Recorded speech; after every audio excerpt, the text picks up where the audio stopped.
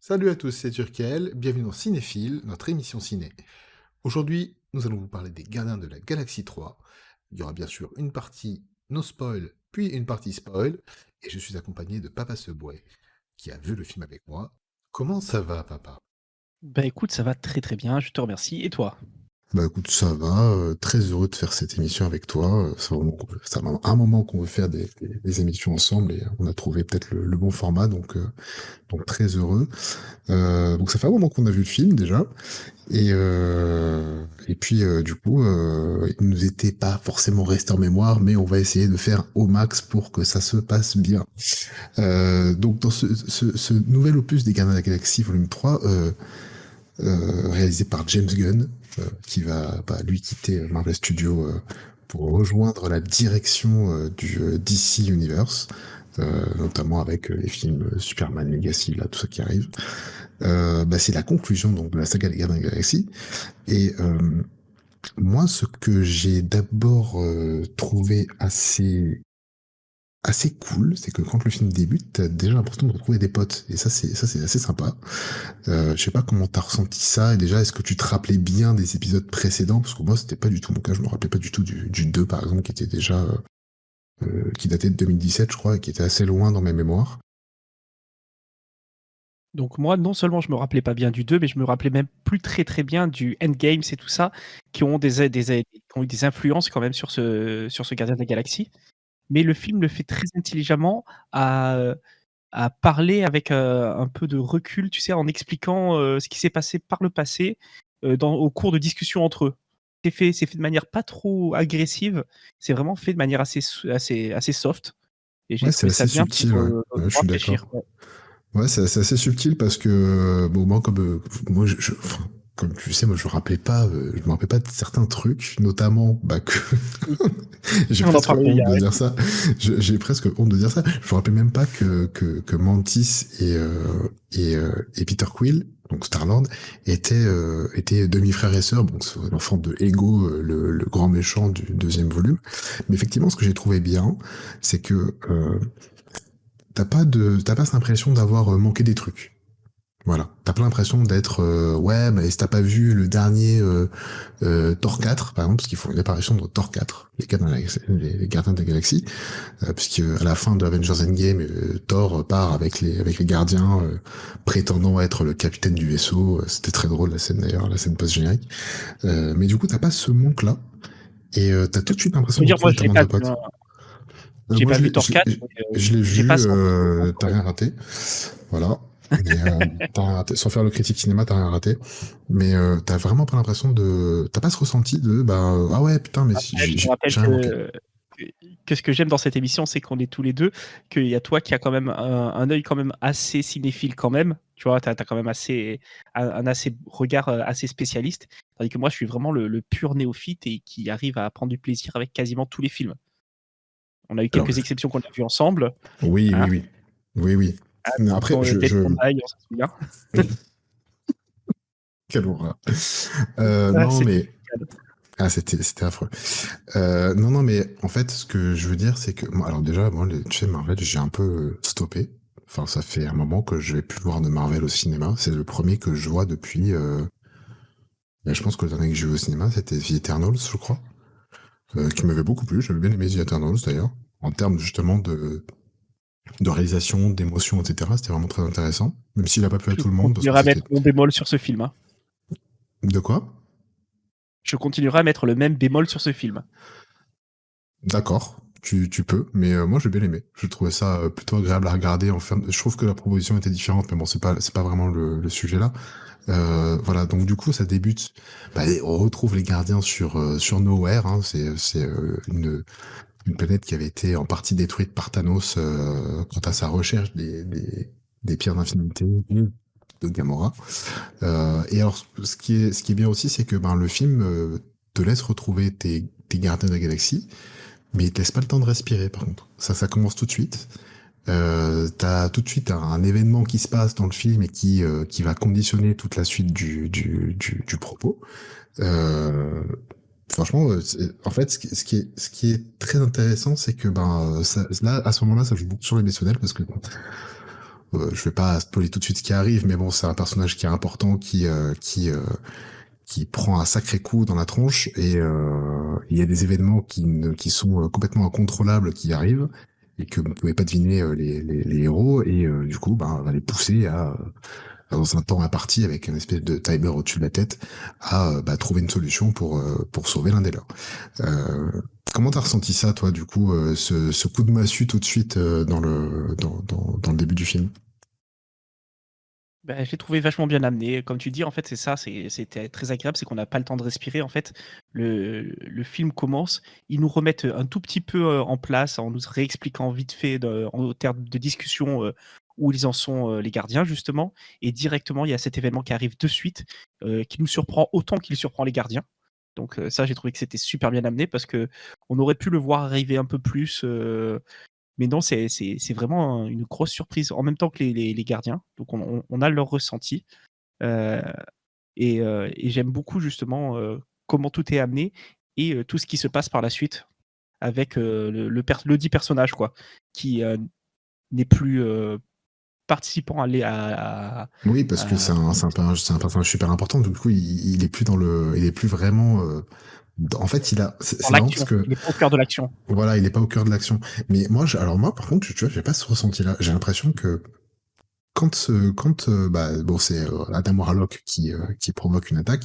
J'ai l'impression qu'ils sont pas si surpris que ça, et qu'ils s'attendaient à ce que ça leur tombe dessus, parce qu'apparemment, c'est pas vraiment la première fois que ça leur tombe sur la tronche. Mais en même temps, ils sont quand même surpris sur le moment, mais pas surpris que ce soit ce mec-là qui leur tombe dessus. Ah oui, Euh, ouais, oui, je suis d'accord sur ça. Tu vois ce que je veux dire? Ils s'attendent, Complètement. enfin, ils sont pas surpris que ce soit cette personne-là qui leur tombe dessus, que ce soit Adam qui est complètement. J'ai adoré le personnage personnellement Le de meilleur Adam Warlock. personnage du film. Il est au top. Meilleur. Pas le meilleur pour moi parce que pour moi le meilleur ça restera. Comment il s'appelle, Drax, Dave Bautista. J'adore cet acteur et le personnage de Drax. Je le trouve absolument génial. Surtout dans ce film-là, il est vraiment mis en valeur, je trouve. Il a pas Et énormément de scènes importantes, mais ils très lui ont bien. rajouté une couche au personnage. C'est ça qui est Ah beau dans ce ouais, film. c'est top, c'est top. Complètement. Et du coup, en fait, ce qui est marrant, c'est que ça commence par en gros, cette action-là, elle survient sur un plan séquence, et ça te brise le plan séquence tout de suite. Franchement, c'est top. Mais Euh, justement, c'est ça que je voulais dire moi en fait. C'est que quand je parlais de surprise, c'est que ce plan séquence, on ouais. a l'impression d'être dans leur vie et dans leur vie qui est bon malgré tous les trucs qui peuvent se passer, qui est Oui. relativement cool quoi. Ils sont vraiment c'est en ça que pour moi ils sont surpris. Oui, ils montrent de suite qu'ils savent qui arrive et pourquoi il est là, mais il y a ce ressenti ils sont en train de vivre leur vie tranquille, de s'envoyer des petites vannes à droite, à gauche et tout ça et Ouais, puis c'est d'un après une vie coup paisible. T'as, comment il s'appelle, Chris ça Pratt, enfin Star-Lord qui vit son chagrin d'amour dans l'alcool, dans la dépravation, quoi. C'est très drôle. oui. C'est très drôle, mais au bout d'un moment, moi, ça m'a un peu saoulé, je dois l'avouer. Mais j'en avais un peu Ah marre ouais? en fait, je pense que c'est fait exprès que ça te saoule, qu'il soit vraiment lourd avec ça. Parce que déjà, c'est un personnage un peu lourd dans son humour, tu vois. Star-Lord, il est drôle, mais il est lourd, quoi. C'est un peu Alors le lovely loser de la bande, quoi. Mais m'identifie tellement parce que moi je le trouve pas lourd du tout, je te jure. Ah moi c'est parfait, moi ça pardon. marche nickel sur moi frère. C'est Non, trop bien. mais Non, mais l'insistance qu'il a sur ce sujet-là, ça commence je crois, attends, quand est-ce qu'il nous en parle? Déjà dans Thor 4, il y a déjà un truc comme ça. Donc, mais bon, bref, c'est pas grave d'avoir raté ça. Mais moi, je pense que c'est fait exprès. Le mec est vraiment lourd, quoi. Enfin, tu vois, jusque enfin, il y a une scène où ils sont tous les cinq en mode Power Rangers. Ça m'a fait trop rire. Et ils passent vraiment pour le gros lourdeau. C'était excellent. Je Ah trouvais mais ça génial. c'est le bof de Ah, c'est l'équipe, vraiment hein, le beauf de l'équipe, quoi. C'est vraiment très très drôle. je le kiffe en bof moi, je le Ah ouais, c'est kiffe très. en bof. Non mais, je veux dire, ça m'a saoulé, mais dans le bon sens, je pense que c'est ce qu'il fallait que je ressente à ce moment-là, quoi. Tu vois, c'est ça qui Ouais. était marrant. Je dis putain, le mec est lourd, quoi. Il nous saoule avec son histoire Non d'amour. mais je suis en train de remettre ma vie en question parce que moi je l'ai pas trouvé lourd, je me suis dit: «Putain il Il est voit trop bien». non mais il voit très bien que la meuf, c'est impossible que ça marche à un moment donné. Enfin, enfin bref, c'était très très drôle. Euh... donc voilà, bah écoute, Donc du coup, bah, cet événement-là lance la quête des gardiens. Ils ont vraiment cette épée de Damoclès sur la tête en termes de temps, ce qui fait que les événements s'enchaînent très vite. Et ça, c'était plutôt bien, parce que ça s'enchaîne vite, les décisions sont prises rapidement, tu sais qu'ils savent où ils vont, mais ça reste quand Mais même dangereux pour eux. c'est entrecoupé de flashbacks beaucoup plus calmes qui J'ai trouvé ça contrebalancent trop bien. complètement avec, justement, ouais, et qui contrebalancent complètement et qui viennent apporter un peu de calme pour nous Ouais, faire souffler entre, 2 scènes d'action, quoi. bah ouais, en fait, j'ai bien aimé parce que j'ai eu l'impression de voir deux films en fait dans ce film-là. Oui, tout à fait, tout à fait. Tu vois, il y a cette partie flashback donc bon, sur le personnage qui a été victime de l'attaque d'Adam Warlock et puis donc cette partie où les gardiens ils vont essayer de le sauver quoi et c'est top parce que t'as vraiment l'impression de redécouvrir le personnage à travers ses origines qui sont bien amenées, très tendres et qu'on n'avait pas jusque-là. Je pense qu'on peut passer à la partie spoiler, parce que tout le monde a deviné de qui je parlais de toute façon. On vous lance un petit jingle, et c'est parti.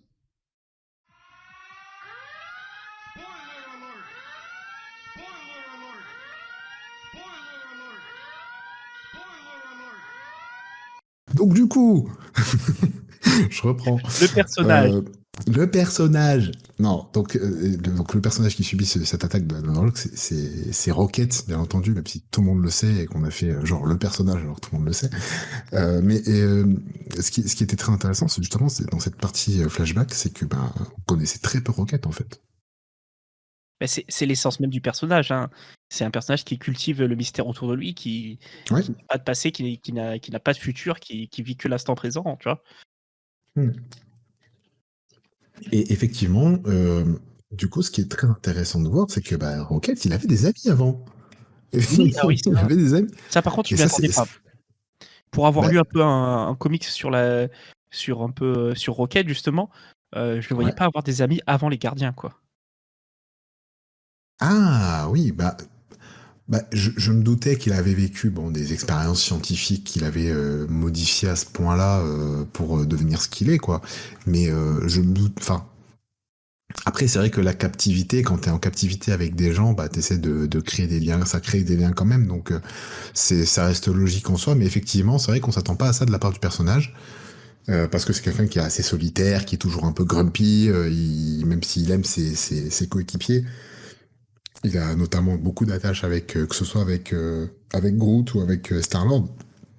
C'est quelqu'un qui a quand même ce détachement et cette façon comment on va dire, il est un peu froid de prime abord, quoi. Et puis il s'engage jamais émotionnellement. Il est pas, c'est Ah pas un bah mec là, qui du se coup, dévoile, quoi. on comprend bien pourquoi, hein. De toute façon, là, on comprend Et on bien comprend pourquoi. bien pourquoi. Pourquoi, oui, parce qu'il a été complètement déçu par les gens qui l'ont retenu captif, quoi. Euh, Et surtout, il mais est en voulant aider ses amis, il les a conduits tout droit à la mort. Même oui, si en plus il de était ça, oui, c'est ça. condamné, dans sa tête, c'est, je les ai tués.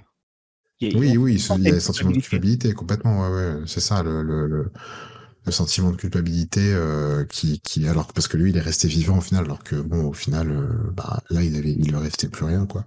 C'est ça qui est, il est triste et il est attachant pour ça aussi, Rocket, c'est que tu sens il est brisé au fond de lui, mais que il a quand même encore quelque chose à donner, tu vois. Donc c'est ça qui est cool. La preuve, il est très paternaliste avec Écoute, très paternaliste, non, très paternel avec Groot, ouais. Avec Groot. ouais, écoute, ouais. Ça c'est très intéressant. Mais il y a d'autres personnages qui sont aussi très intéressants dans ce film. Qui c'est qui t'a plu, toi, le plus? Mais moi, déjà, juste pour rester sur Rocket, j'ai beaucoup aimé découvrir d'autres expériences scientifiques. Lila, Ça, c'était qui est bien un ça. personnage qui est très attachant. Ouais. L'espèce de morse qui s'appelle Moustache, qui est sympa. Mais alors, le lapin qui décide de Le s'appeler lapin ça parce araignée. il voit le sol. Ah, ce lapin-là, je veux dire, il m'a tué de rire. Et il était top, le lapin était vraiment très drôle. Ouais. Franchement, c'était vraiment très très drôle. Je veux un spin-off avec les 4 qui ont réussi à s'en sortir et qui vivent des aventures, hein. Ouais, c'est mal barré. Ouais. C'est mal barré. Mais ce serait drôle parce que c'est vrai qu'en fait, tu t'y attaches très vite à ces personnages-là. En fait, ce qui était assez drôle, c'est qu'ils ont réussi enfin, t'avais envie qu'ils s'en sortent, au final. Mais Même si tu complètement, mais sais, tu te doutes, oui, tu enfin sais oui, que non. Mais Tu sais que non. non, non, mais en fait, on partage directement leurs souffrances et du coup, Exactement. c'est tellement bien amené qu'on se sent prisonnier avec eux et qu'en fait, on a envie d'être amis avec eux aussi, tu vois? Oui, et d'ailleurs, je trouvais que cette partie-là était vraiment très bien filmée parce que souvent, c'est du point de vue de la cage. Tout à fait. Je sais pas si t'as remarqué. Et t'es jamais à l'extérieur de la cage, t'as vraiment cette impression d'être enfermé avec eux et du coup de vivre vraiment leurs interactions entre eux, quoi. Tu vois, quand ils jouent à, je sais pas, ils jouent à chat à un moment donné, j'ai l'impression Oui, dans oui, leur oui, cage, c'est bien. Et t'es jamais à l'extérieur de la cage. Tu les En plus, c'est vois, un chat et tu le sens oppressant, en fait, le chat, parce que tu sens qu'ils ont pas ils ont pas la liberté de mouvement qu'ils pourraient avoir, quoi. Et qu'ils s'amusent exactement, quand même comme c'est des ça. enfants, mais Et surtout, surtout le pauvre moustache, quoi. Le pauvre moustache, il est sur un fauteuil, il est énorme et il a pas de place, le pauvre, quoi. Enfin, bref. Voilà, c'était, bon, voilà, c'était la partie vraiment, grosse émotion dans ce film-là. Et c'était très intéressant de voir, du coup, Rocket sous cet angle-là, parce qu'on le voyait jamais sous cet angle-là. Moi, ce que j'ai moi, je trouve bien ouais, aimé, vas-y, pardon. ce que j'ai bien aimé comme, comme interaction, bon, j'ai bien aimé, moi, Drax, il a été incroyable encore. J'ai trouvé absolument génial. Et surtout, qu'il passe encore une fois pour le sidekick, mais il a quand même ces moments, tu vois, très intéressants. Mais on y viendra parce que c'est plus vers la fin du film, mais je voulais quand même le dire parce que j'aime beaucoup Drax, c'est mon personnage préféré. Mais voilà, du coup, Moi, j'ai adoré, voir, la transformation de Nebula. Nebula qui, dans le Nebula, premier absolument Gardiens de la génial, hein. Galaxie est détestable et on comprend Oui, pourquoi c'est après, ça. mais là, elle devient un membre de la famille, quoi. Oui, Nebula, en plus, qui est interprété Mmh. par Karen Gilliad, que Ah, j'adore. Karen. Mais qui est, ouais, en fait, je trouve qu'elle elle trouve, enfin, en fait, bon, dans ce film-là, tous les personnages finissent par trouver leur place. Et ce qu'ils cherchaient depuis le départ, en fait, de vraiment trouver leur place, l'endroit où ils se sentent le mieux et là où ils peuvent être aussi, où ils peuvent s'accomplir quelque part. Et Nebula, ce qui était très intéressant, c'est que elle, elle qui a pas eu vraiment de vrais parents, parce que bon, son père a été un salaud absolu avec elle.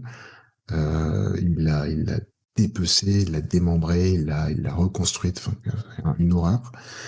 Et au final, moi je trouve que bah, elle fait une bonne mère en fait, je trouve.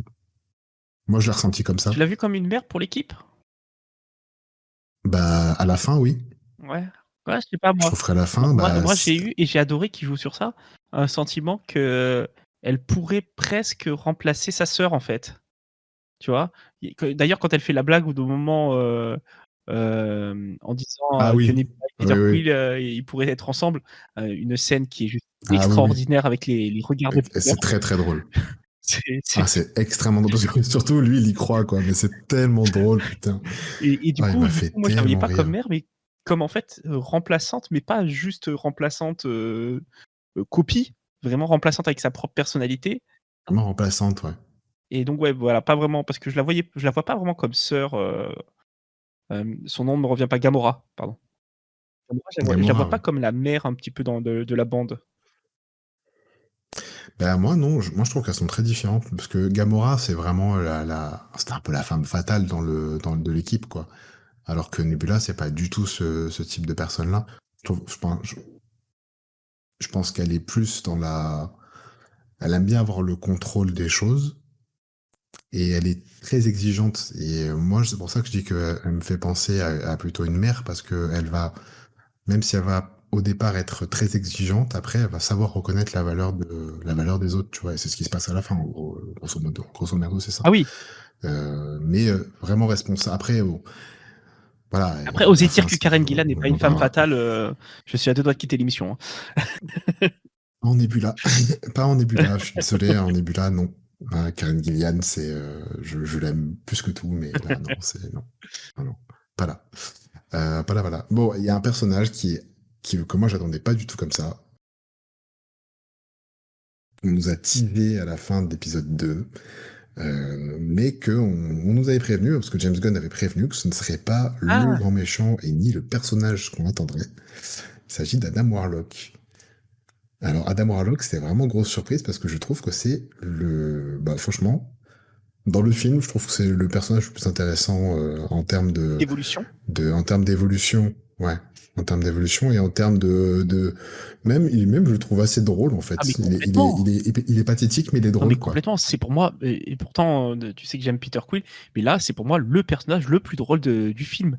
Il a cette innocence Il est génial. et je dis bien innocence dans le terme comme ils disent les Québécois. C'est vraiment Oui, c'est c'est un ça. innocent quoi, il est pas fini quoi. Beh, de toute façon, elle le rappelle sa mère, il a pas été fini quoi et tu le sens bien quoi que le mec est pas fini et ça, c'est Ah, mais génial. complètement, ouais, c'est ça. En fait, il a pas été terminé. Du coup, c'est un gamin, en fait. C'est un vrai bébé, quoi. Et il agit avec impulsivité. Euh, et en même temps, quand il prend des coups, bah, il râle comme un enfant, quoi. Oui. Il, il a les peurs d'un enfant. C'est vraiment, franchement, j'ai trouvé la dérision très drôle. C'était vraiment très très bien fait parce que, en plus, je crois que comme c'est Will Poulter qui le joue, c'est un acteur que j'ai déjà vu, je crois, dans un film ou deux, et j'ai trouvé que l'acteur était vraiment très très bon, en fait. C'était vraiment top. Et au final, bah, c'est lui qui a OK, je viens de regarder Will en Poulter, fait, il a joué dans Narnia. C'est un des oui, enfants dans de Narnia, Narnia, ouais, ouais, ouais, bah, tout à ouais, fait. OK, OK. Ouais, ouais. C'est Narnia, il a fait Lee Miller. Labyrinthe, etc. Lee Miller, Une Ouais, famille en c'est ça. herbe. Ouais, non, il a fait C'est des ça. bons films, ouais, en effet. Il a fait vraiment des bons films. Et en fait, ce que j'ai bien aimé, c'est que, en fait, comme les autres personnages, il a ce côté émancipation, tu vois. Oui. C'est un peu ça à la fin, lui Ouais, aussi, il mais s'émancipe non, quelque mais lui, part de ce qu'il avait il avant. s'émancipe, par la force, lui, c'est une Voilà, lui émancipation il forcée, s'émancipe quoi. par la force des choses, hein. Mais au final, il retrouve, il retrouve du coup une vraie famille à la fin. Bon, on en parlera un peu plus tard, mais franchement, c'est un personnage qui était très intéressant parce que il te semble aussi, en fait, comme c'est un enfant, il est très malléable et du coup, il va quand même tout ce qu'il voit, il va l'absorber. Et il va pas absorber que ce que sa mère, la grande prêtresse Ayesha, lui dit. Tout ce qu'il va avoir autour de lui, ça va le construire au fur et à mesure. Donc ça qui est très intéressant avec lui. Et moi j'ai bien aimé, voilà, ce côté bébé qui grandit très vite et qui au final prend ses propres décisions à la fin et pas forcément garde pas forcément cette attache émotionnelle sur ce que sa mère lui ordonnait de faire, et il prend vraiment sa décision à lui, de devenir en gros quelqu'un d'empathique, en fait. Il prend vraiment sur lui pour avoir de l'empathie. Et ça, c'était très intéressant. C'était vraiment cool. Ah, je suis d'accord, je suis d'accord. Mais comme tu le sais, moi, j'ai pas lu énormément de comics, contrairement à toi, mais j'ai eu la chance Bah, moi, j'ai pas lu Les Gardiens de la Galaxie, hein. le Gant d'Infinité, l'histoire, je pense, originale, je sais pas, avec Sam Oui, bah Warlock oui, c'est ça. Oui, Les qui est Gardiens de lui le l'Infini. grand sauveur de l'univers, en fait, dedans C'est et ça. j'avais peur de trouver le même personnage qui est franchement à lire pas ouf, quoi. Là, le personnage, il est super intéressant, il est super attachant et en fait, tout au long du film, on évolue avec lui, donc ça, c'est cool. Oui, c'est vrai qu'on a l'impression d'évoluer avec lui et que en fait, il représente au fur et à mesure.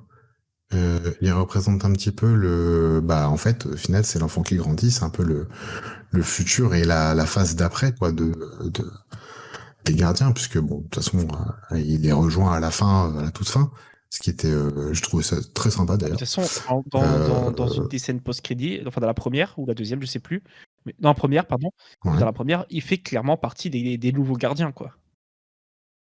Ah oui, oui, oui, c'est ça, il rejoint les gardiens et puis il devient un gardien de la galaxie, quoi. Euh, Est-ce que tu veux qu'on s'attarde sur Peter Quill ou est-ce que tu veux donner un peu ton ressenti déjà global sur le film parce que ce que t'as ressenti, ce qui t'a vraiment vraiment parce que il faut le dire, il était très émotionné sur la fin et c'est compréhensible parce que moi aussi j'étais pas loin de verser ma petite larmichette. Heu, on peut parler déjà d'un peu de Peter, ouais. On peut parler de Ouais, on peut parler de Peter Quill Peter Quill parce que qui Peter se il sert a de ce film, en fait, comme d'une thérapie, en fait. C'est au cours de ce film qu'il arrive exactement. enfin à à à couper les ponts avec Gamora, quoi. À arrêter d'espérer, Ah en oui, fait. il arrive enfin à passer à autre chose. Alors Ah oui, passer à autre complètement. chose, je Puisque suis pas bon, sûr, hein.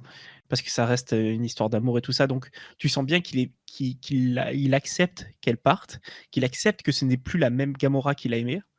Mais comme il dit lui-même, c'est en limite, j'essaierai de te reséduire, toi maintenant que après avoir séduit la première Gamora, j'essaierai de te séduire toi aussi.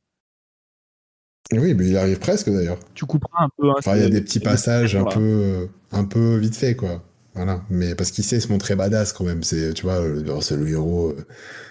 Il arrive quand même à avoir des passages très sympas d'action. Enfin, mais ce que j'ai ressenti, c'est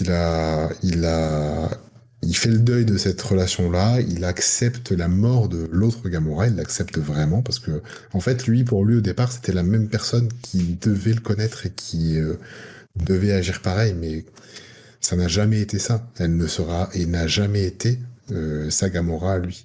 Et en fait, j'ai l'impression qu'il se donne un autre objectif. Il se dit, bon, ben, vu que de toute façon, je peux pas avoir Gamora parce qu'elle est morte, elle n'existe plus, ça y est, j'ai accepté sa mort.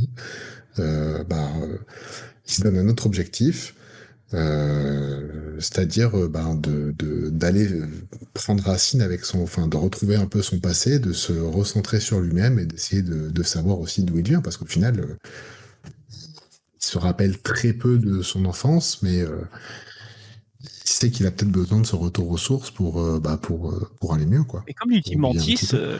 et c'est vrai que ça nous saute à la gueule comme ça saute à la gueule de Peter, c'est que c'est un peu Mhm. honteux que lui qui donne des leçons à tout le monde, n'a jamais pris le temps d'aller voir son grand-père, pour lui dire que tout va bien. Exactement. Et en fait, on, Ouais, ouais, tout à fait. on prend la claque dans la gueule en même temps que Peter. Ouais, ouais, parce que on se dit, bah, c'est vrai qu'en fait, le mec, il a vécu toutes ces aventures-là, ça fait plus de 20 ans, voire ouais, presque 30 ans qu'il est dans l'espace. Le mec, il a jamais été voir son grand-père alors qu'il sait qu'il a envie. Hein.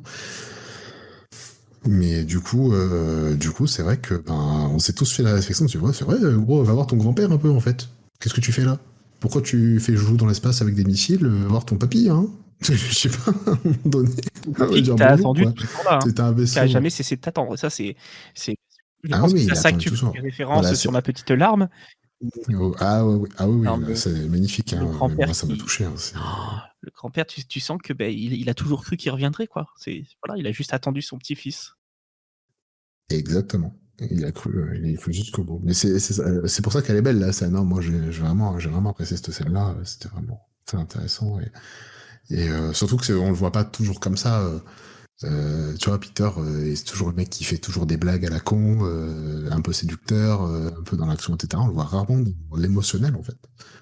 Tu sais, c'est toujours le mec un peu Oui, éloquent quand oui. il a des phrases un peu badass à dire, tu vois, des trucs comme ça, mais tu le vois pas, tu te dis pas qu'il manque à quelqu'un, quoi. Qui est très sympa. Ouais, je pense que ouais, moi, j'ai bien aimé comment ils l'ont tourné, même si bon, moi je l'ai trouvé un peu lourd et je pense que c'était fait exprès qu'on le trouve un peu lourd. Moi, la scène où ils sont avec leur costume de Power Rangers, là, putain, mais J'adore. non Je mais suis un génial, bof. absolu, c'est génial. Je suis un bof absolu Ah parce que moi, moi, ça a ça marché m'a de trop fait fou. rire. Hein. Ça a marché de Ah, ça a marché, avec, le coup ça a des marché, boutons c'est de génial. mauvaise couleur. Enfin, tu dois pas appuyer sur le rouge pour parler au rouge, mais appuyer sur le rouge Non pour parler au mais, bleu, mais tout le monde trouve ça logique sauf Peter. Là, mais c'est vraiment des abrutis. c'est du génie, c'est du génie. Il y a plein de petites Non, moi, perles, ça de me fait petites rire. blagues à droite à gauche comme ça. C'est pour ça que c'est une Oui, de mes séries préférées de l'univers Marvel, Les Gardiens des Galaxies. C'est parce qu'il y a vraiment cet humour, assez facile, quoi, tu vois? Je veux dire, oui. et Mais tu vois, moi, ce que j'aime bien avec les Gardiens de la Galaxie, c'est qu'il est l'humour que tu vois dans les scènes-là, c'est jamais fait pour désamorcer une scène importante ou émotionnelle ou d'action, etc. Parce qu'ils vivent vraiment des choses graves et ils les désamorcent pas avec des vannes, en fait. Ils font des vannes tout le temps, eux. C'est leur façon de vivre, oui, c'est faire des c'est vannes. ça. Mais quand ils sont en mode on déconne pas et on dit ce qu'on pense et on met ce qu'on a sur le cœur, on le dit, ils désamorcent pas avec des blagues. Voilà. À part Drax. Voilà. Oui, non, mais Drax, il est je comme ça, trouve que mais. même quand ils sont hyper sérieux, ils continuent toujours à balancer deux trois petites blagues et du coup, ça fait que les scènes de blagues ne coupent pas, avec leur quotidien, en fait. Contrairement à, comment il Oui, mais s'appelle, je le prends pas pour des vannes, je pense juste que c'est leur façon de communiquer qui est comme ça. Et c'est pas genre on va te balancer une punchline, tu vois, pour dire ouais, on a quand même placé une vanne là Et parce que tu justement, vois, voilà, il faut que ce soit drôle moi quand j'ai le même. ressenti comme ça Et avec c'est ça Iron qui est Man. drôle. Avec Exactement. Iron Man, C'est j'ai exactement ça. complètement ce ressenti-là. Qui a 2 C'est exactement personnages ça. un petit Et peu, enfin, c'est moins naturel et tout. Tandis que là, c'est fluide, enfin, oui, c'est parce leur que quotidien, quoi. et c'est ça qui était dur. Oui, mais c'est ça qui est dur à mettre en place. Et c'est pour ça que je trouve que, tu vois, bon, je fais une digression sur Marvel là, mais je Digression. trouve que Marvel, ils se sont perdus. Une digression, oui. Qu'est-ce que tu as avec le mot Non, digression? tu m'as dit, j'ai digression. Quand je t'ai dit que j'étais comme Ah Peter d'accord, pardon. Quill. Non, mais je l'ai dit, il n'y a pas de problème. Je l'ai demandé, je l'ai eu, c'est bon. Pas de problème. Non, non, non, en fait, ce que je reproche un petit peu, moi, à Marvel, je veux pas faire critique cinéma, hein, c'est juste, je dis ce que je ressens là. Moi, ce que je reproche à Marvel ces derniers temps, bon, j'ai été voir Avengers Endgame parce que c'était la fin d'un cycle, etc., et j'ai trouvé ça très cool. Moi, ce que je reproche un peu à Marvel ces derniers temps, en termes purement cinématographiques, c'est la proposition de, euh, on met des nouveaux personnages, on essaie de les introduire. Ça marche ou ça marche pas, hein. Tu peux, tu vois, dire, Shang-Chi, j'ai trouvé ça très bien. J'ai pas été le voir au ciné, mais j'ai trouvé ça bien.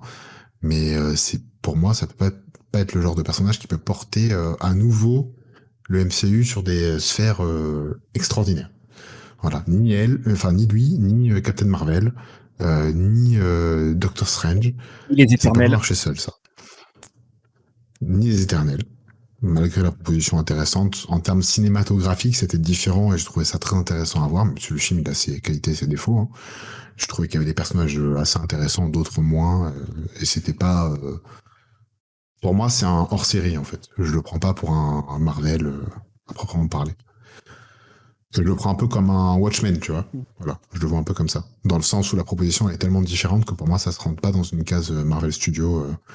De toute façon, tu vois, la réalisatrice qui l'a fait, c'est vraiment une réalisatrice hors pair et ça se voit sur les plans qu'elle fait, etc. C'est vraiment différent.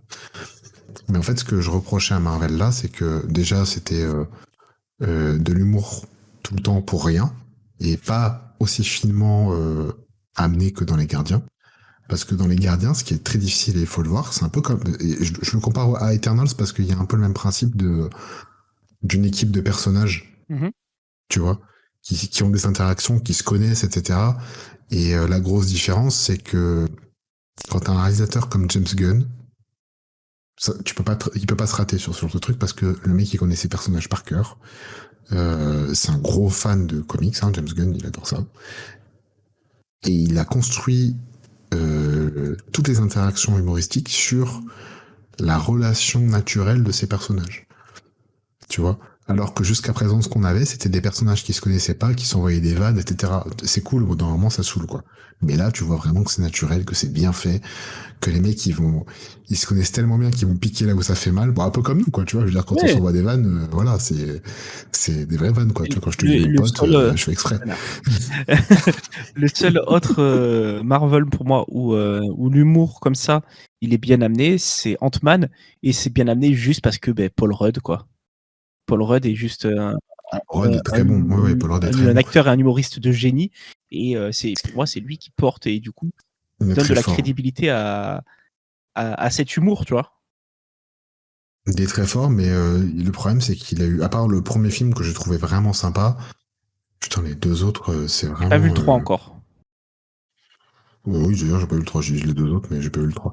Mais bon, enfin, il s'est pris des critiques monstrueuses, le 3. J'attendrai de le voir avant de donner mon avis, mais franchement, en fait, c'est Restez vraiment dommage connectés, vous aurez de. bientôt Ant-Man et la Guêpe Quantumania.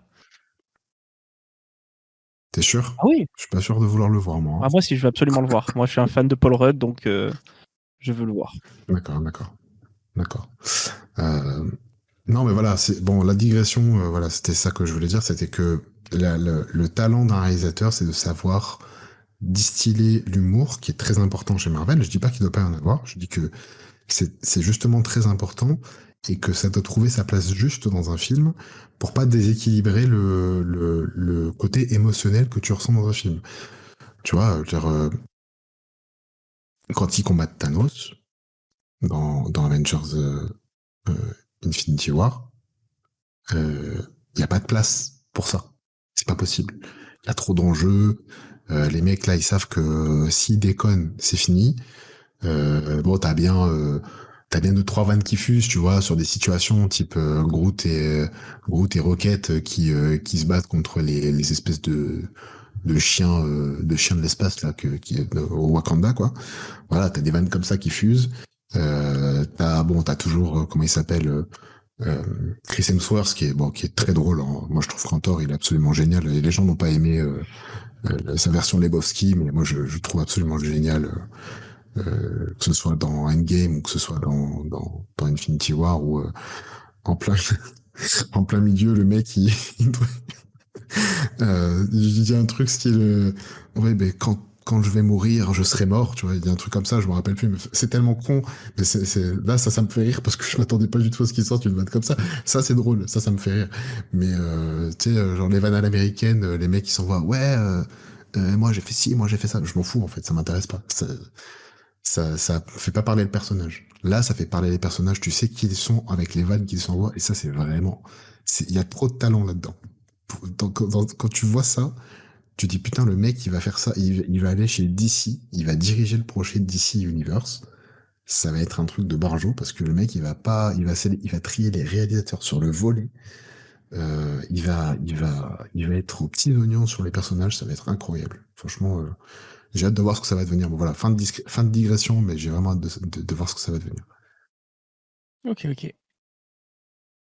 Pour en revenir au film, dans Euh, sa globalité, oui, il y a un petit truc qui m'a gêné, mais qui m'a gêné parce que moi, je suis un papy du cinéma. J'aime bien les films qui se déroulent sur un plan bien précis. Et là, en fait, pour moi, il y a eu, en fait, dans ma vision du cinéma, il y a eu, en fait, deux films dans un film.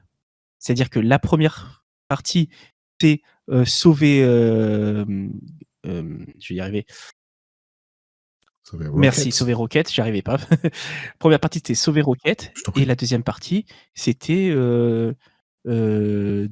sauver les deux autres qui sont restés et détruire le créateur. Ah oui, putain, ah oui, alors ça, oui. Alors ça, je suis assez d'accord avec toi. Je me suis dit, bon, là, ça fait un peu de rallonge, les gars. Le film, il aurait dû durer 2 heures, il dure 2 heures et demie, mais vous avez quand même Ouais, c'est ça, largement rajouté une exactement. demi-heure Tu rajoutes une demi-heure. de manière un peu Tu artificielle. rajoutes une demi-heure en disant, ben, eux, ils se sont échappés, eux, ils sont rentrés dedans, hop, comme ça, tu inverses les personnes qui sont arrêtées et tu rallonges, alors que en vrai, ils sautent du vaisseau du créateur. C'est pas le créateur le nom, j'arrive pas à retrouver. C'est le maître Maître de de l'évolution, ouais, l'évolution, je maître de crois, non? l'évolution, c'est ça, ouais. C'est pas un truc comme Si, ça? si, c'est ça. Oui, c'est ça. Le maître de l'évolution, Mais qui voilà. parle du film, mais on sait pas qui sont les personnages. Et Comment il on s'appelle, se lui? rappelle qu'on a vu le film il y a un peu plus d'une semaine, hein. Donc bon, Oui, une semaine. Ouais, c'est vrai que à nos âges, c'est normal d'oublier, donc on ça, j'ai avec il les y a pas enfants et de la vie problème. professionnelle et tout, on peut oublier. C'est Ouais, ouais, ouais. mais voilà, en gros, Non, ils non, c'est sautent bon, on peut du oublier. vaisseau, les autres, ils sont rentrés alors qu'on leur avait dit de pas rentrer et tout. J'ai trouvé ça un peu, ouais, comme tu as dit, en fait, tu as mis les mots sur ce que je ressentais, mais j'arrivais pas à l'expliquer. C'est ça, pour moi, ils ont juste rallongé le film, alors qu'ils auraient pu s'arrêter avant. Ah ouais, mais ça se voit, mais bon. Bah, comme le film était cool, Oui, c'est pas gênant, c'est pas ça gênant. passe. Ça est pas gênant, Non, non, ça c'est passe, ça passe. Puis ils une nous ont donné, pour tu une vois, critique là. c'est, ouais, ouais, non, non, mais après ils nous ont quand même donné une scène, un plan séquence de Barjo. Et franchement, c'est trop, le plan séquence, pour tout le monde, ceux qui ont revu le film sauront de quoi je parle.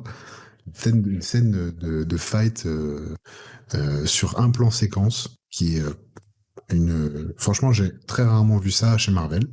Voilà, je le Quand dis ils chez sont dans le Marvel parce couloir, que c'est j'en ça? ai vu d'autres dans d'autres films. De quoi? Ouais, quand ils sont dans le couloir, mais c'est absolument génial. Ouais.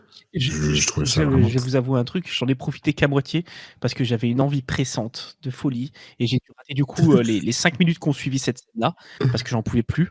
Donc je t'avoue que je l'ai pas autant apprécié que toi. C'était Et ben, t'as loupé la vanne inutile du film. ah ouais? Tu vois? Ouais, ben oui, je t'ai dit, là, les petites vannes là, avec le petit être difforme qui fait peur à Mantis, là. T'as loupé la vanne inutile du film. C'est vraiment nul. Je me suis dit, putain, mais qu'est-ce que ça vient foutre là? Ça n'a rien à faire là. Mais bon, c'est pas grave, après, enfin, j'ai peut-être un humour pourri, hein, mais j'ai trouvé Oui, vraiment nul à je chier. confirme du coup. Voilà. Alors, par contre, Que j'ai un humour nul, bah super. en parlant parce que en fait, on peut pas, s'arrêter, sur, les personnages, qu'on a évoqués. On peut pas ne pas parler, de Drax et Mantis. Je pense Non, qu'on mais Drax et garde Drax Mantis, pour la fin, le meilleur pour la parce que fin. Drax, c'est Ah, vraiment, mais mais alors Mantis, heu, alors on peut pas peut-être que c'est Mantis la mère, en complètement, fait, quelque complètement. part. En fait, pour moi, Mantis, elle est l'image que je me fais, du féminisme, tu vois? Elle s'est émancipée d'une force. Je te rappelle Ouais. qu'elle arrive au tout début, c'est vraiment une esclave, hein, c'est une qui est servie, Ah oui, c'est l'esclave pas le d'Ego, droit alors que c'est sa propre c'est fille, ça. Elle a enfin, pas le c'est droit de l'enfer, penser quoi. par elle-même et tout ça, et au fur et à mesure de Ouais, ce ouais. film, elle commence à se rebeller, à faire fermer la bouche aux gens, jusqu'à à la fin leur dire: «Bon, j'ai plus besoin de vous, faut que j'aille faire ma propre vie maintenant». Oui, c'est Elle est ça. Mais en incroyable. fait, elle a compris qu'elle pouvait se débrouiller par elle-même, qu'elle avait qu'en fait, son pouvoir, qui est donc un pouvoir ultra cheaté, Ouais. parce qu'elle peut, modifier changer les pensées des gens et et leurs émotions, elle peut manipuler leur cerveau, grosso modo. Elle comprend qu'en fait, au final, c'est elle l'atout maître et principal des gardiens quand ils sont dans la merde, et elle le dit clairement, c'est elle à chaque fois. Enfin, c'est Nebula qui lui dit, en fait, toi t'es là juste dans les moments critiques, sinon tu sers à rien, quoi. Mais du coup, elle a envie de savoir à quoi elle sert, et elle a compris que elle pouvait Les sa douceur, désabilismes, parce que c'est quand même une personne qui est très douce, sa féminité, sa douceur, etc. Malgré qu'elle ait du caractère, parce que quand même pour supporter Drax à longueur de journée, il faut du caractère. Euh, et au final, en fait, oui, elle a besoin peut-être que de partager cette douceur-là pas avec sa famille qui n'était pas apte à la comprendre complètement, mais d'aller voir si elle peut trouver une manière d'utiliser son pouvoir de la bonne manière. Enfin, tu vois, c'est quelqu'un qui est très tolérant, donc si tu le vois, de fait, elle adopte des monstres absolument immondes, on dégueulasses. peut les abilismes. Ah, quelle horreur, mon Dieu. Mais juste le fait qu'elle arrive Quel enfer. à contrôler des abilisques, c'est incroyable. C'est incroyable. Oui, voilà, c'est ça. Je veux dire, Normalement, tu peux pas les contrôler comme ça, comme quoi. elle explique, ils ont jamais été vraiment en danger, hein. Parce qu'elle le dit, hein, c'est que Oui, ces c'est ça. créatures, elles ne bouffent que de l'énergie ou un truc comme ça. Oui, c'est ça, elle le dit. Et en fait, du coup, elle comprend que si t'as peur de ces bêtes-là, c'est là que t'es dans la merde, en fait. Mais ce qui est très intéressant, et du coup, le côté maternel, il se retrouve en fait, t'as l'impression que, enfin, moi, ce que j'avais comme ressenti dans les précédents films, c'est que Drax et Mantis, c'était un peu le faux couple un petit peu de la bande, tu vois. J'avais ce ressenti-là. Alors qu'en fait, non. Mantis, elle était très maternelle avec Drax. Ah oui, complètement. Et elle Elle le le, protège tout le temps. oui, elle le protégeait tout le temps, en fait. Elle est tout le temps en train de le protéger, parce que c'est pas, enfin, elle voulait pas qu'il se sente mal en se sentant débile ou abruti, tu vois. Alors bon, c'est un abruti complet, hein, mais moi je l'adore. C'est vraiment un abruti. Rien que de penser à ces conneries, ça me fait rire.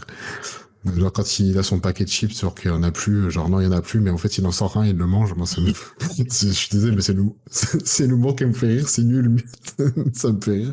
J'en rigole là comme ça, rien qu'en y pensant. Mais du coup, il a été très maternel, très protecteur. Donc oui, t'aurais peut-être raison, Nebula, c'est peut-être pas la mère c'est peut-être pas la mère dont ils avaient besoin, c'est peut-être pas le côté maternel, c'est plutôt Mantis, ouais, tu vois. Après réflexion, tu vois, dans cette émission, on évolue, on change de comportement, on change d'avis, voilà. Mais ouais, Mantis, très maternel. Mais c'est un personnage que j'aimais beaucoup déjà. Bon, déjà, c'est Pomme Clémentieff, Cocorico, mais en plus Ah, de c'est une ça, française, c'est une l'actrice? très bonne actrice. Et je crois qu'elle a, oui, elle a des origines françaises, si je dis pas de bêtises, D'accord. Pomme Clémentieff. Euh, mais elle est née à Québec, D'accord, OK. et française.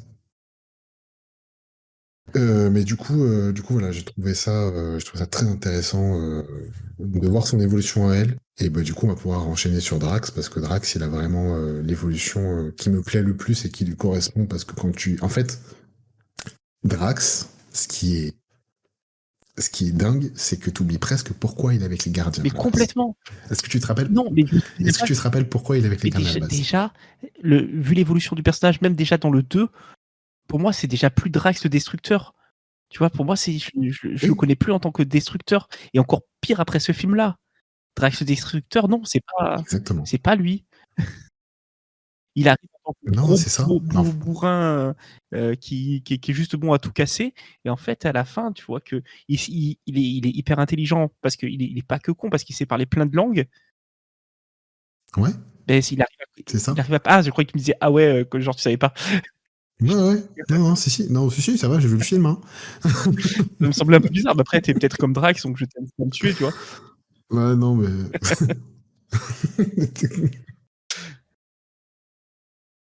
Bref, bref.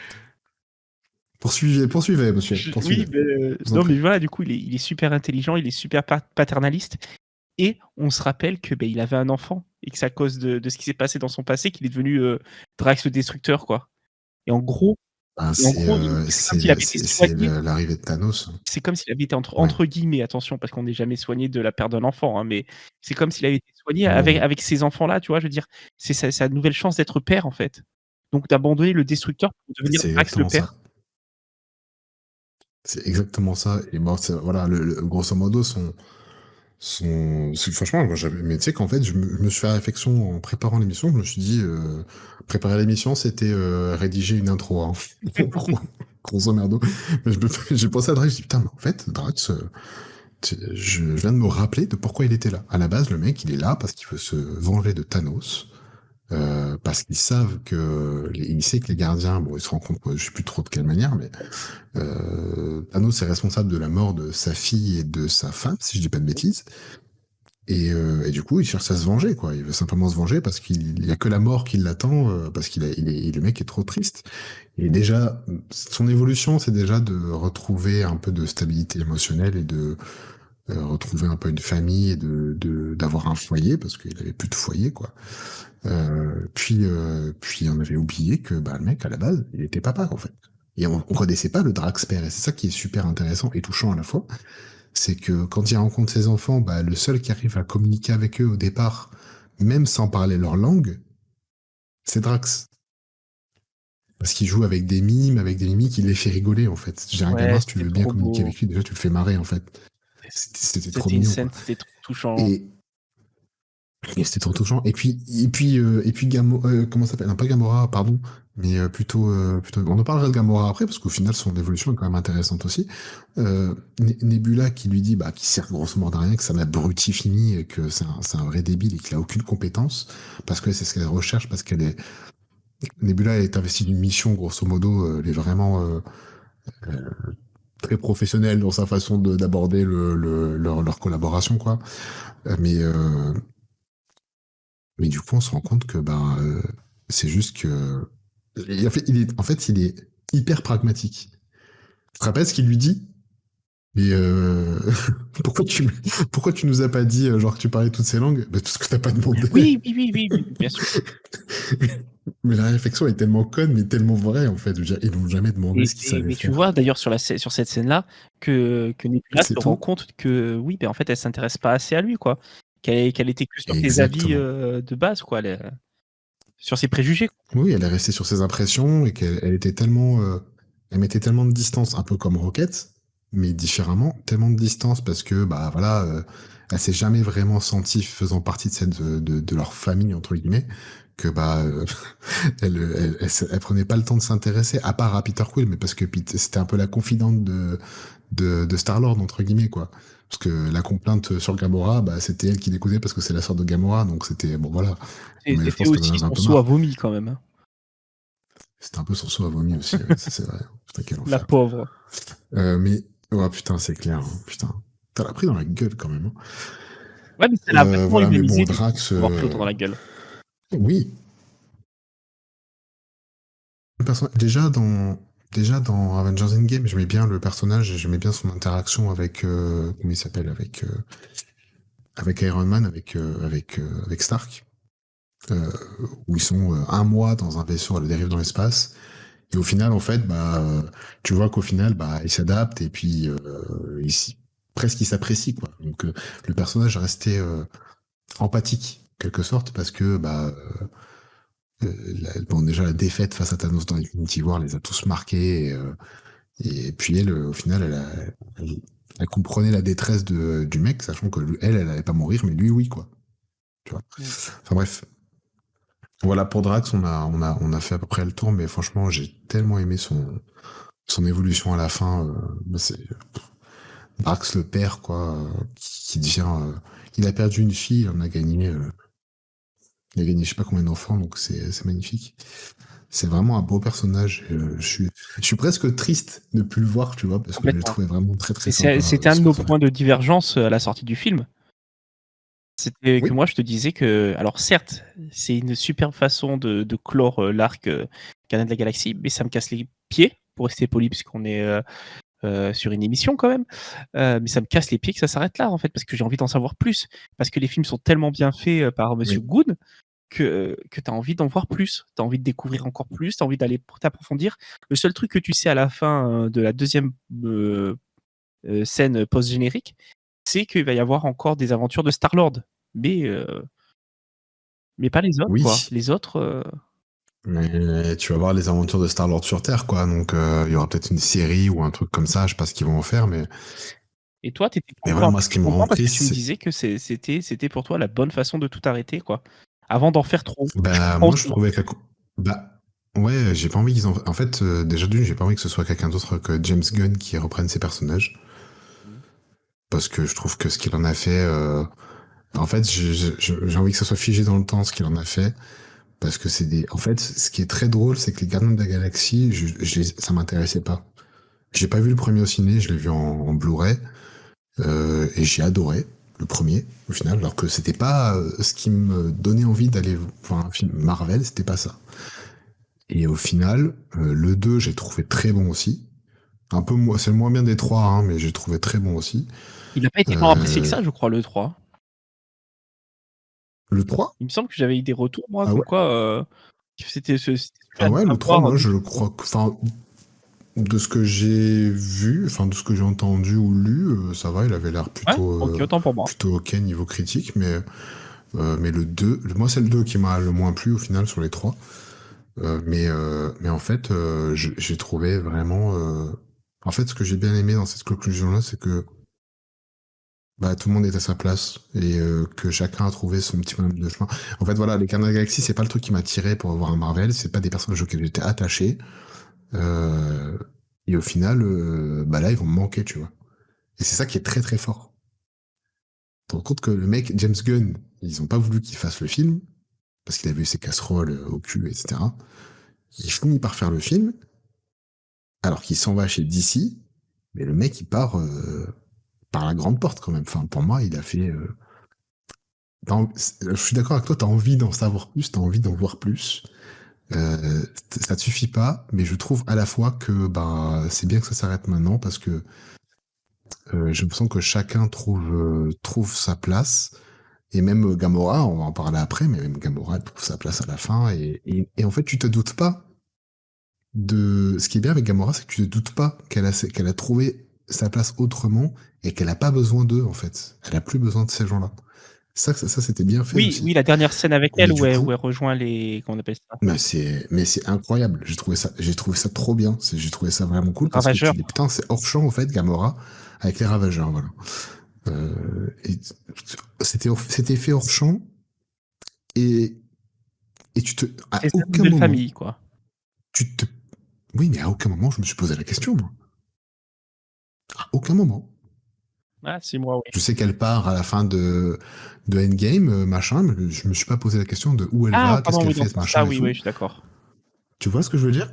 Je me suis pas posé la question de bah, qu'est-ce qu'elle fait Après, on va pas Gamora, se elle est pas mentir, avec on eux, va pas se etc. mentir, c'était la facilité scénaristique pour les faire se rejoindre, quoi. Oui, oui, bah après, de toute façon, les Ravageurs, bon,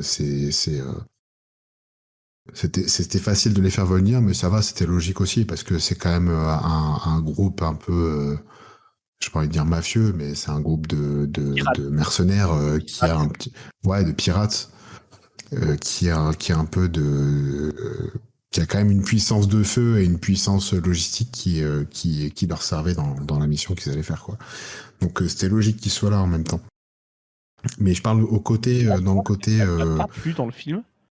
Je vais t'expliquer pourquoi. Gamora, t'as pas plu? Ouais, parce que j'ai Vas-y, eu vas-y. l'impression de retrouver le même personnage que dans le premier, ou alors des souvenirs du Ah oui. premier. À savoir qu'au début, elle déteste absolument tout le monde chez les. Elle déteste absolument complètement Peter, elle déteste un peu tout le monde, elle veut pas de lien avec personne et tout ça. Et qu'au final, à force d'être avec eux, elle refait le même chemin en se rendant compte que si avoir des amis c'est important, le pouvoir de l'amitié, tout Ouais. ça. T'as l'impression qu'il y a que c'est un peu un clone, C'est ouais. ça. Ouais, La ouais, seule je vois ce surprise que à la tu veux fin, dire. c'est qu'en fait, elle se rend compte de tout ça, mais elle le met pour les ravageurs, en fait, parce que sa famille, c'est les ravageurs. Oui, c'est ça. Donc voilà, il y a que ça là C'est exactement ça. mais sinon tout le reste du film, ça m'a un peu, embêté parce que j'ai Ah, ouais, ça t'a laissé un. Ok, je vois. Mais en fait, moi, j'ai trouvé. Alors, scénaristiquement, j'ai trouvé ça logique parce que, en fait, la Gamora qu'on retrouve dans Avengers Endgame, bah, en fait, elle vient de 2014.